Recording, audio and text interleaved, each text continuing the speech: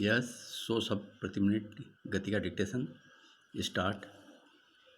नई दिल्ली में केंद्रीय गृह मंत्री, पश्चिम बंगाल के मुख्यमंत्री और गोरखालैंड के नेताओं के बीच हुई बातचीत में गोरखा समस्या पर जो समझौता हुआ है वह बहुत ही सराहनीय है।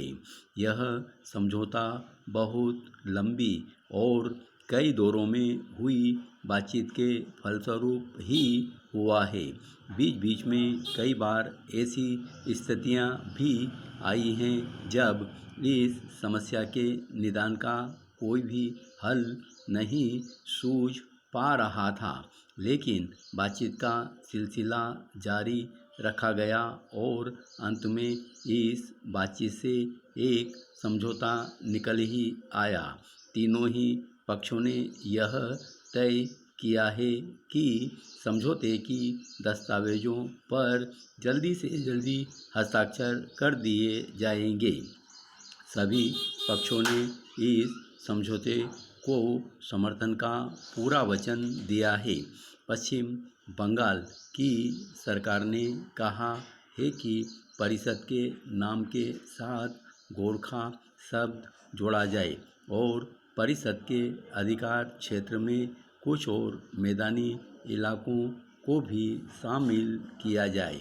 यह भी उल्लेखनीय है कि प्रधानमंत्री ने गोरखालैंड मुक्ति मोर्चे की अलग राज्य की मांग को पूरी तरह से अस्वीकार कर दिया है।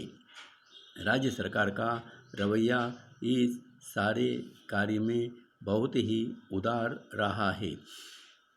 उसने श्री घिसिंग को यह विश्वास दिलाया है कि जब भी किसी प्रकार की कोई समस्या ऐसी खड़ी हो जिसका हल निकालना आवश्यक होगा तो वह बातचीत के जरिए कर ली जाएगी।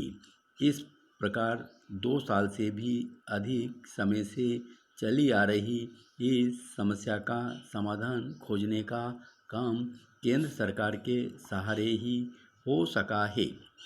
प्रधानमंत्री जी ने जहां इस समझौते पर संतोष व्यक्त किया है, वहां यह आशा भी रखी है कि इससे उस क्षेत्र में पूरी तरह से शांति स्थापित हो जाएगी।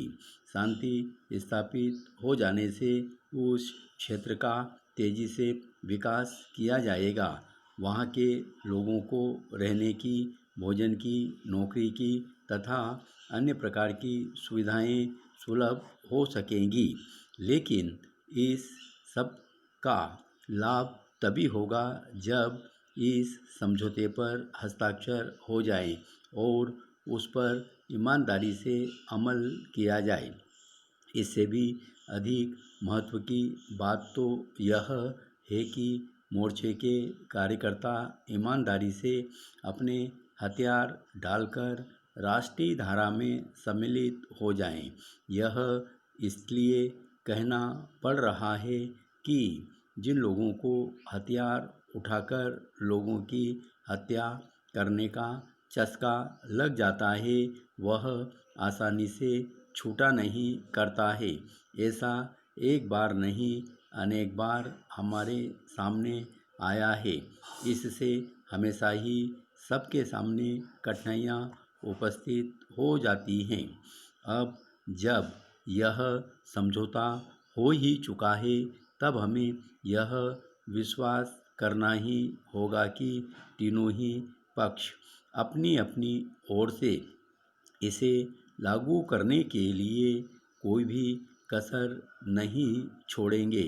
यदि अभी भी किसी ओर से कोई ऐसा कार्य हुआ है जो इस समिति की भावना के विरुद्ध हुआ तो उससे धन जन की ही हानि नहीं बल्कि देश में ऐसी समस्याएं भी खड़ी हो जाएंगी जिनका हल निकालना किसी भी पक्ष के लिए संभव नहीं होगा।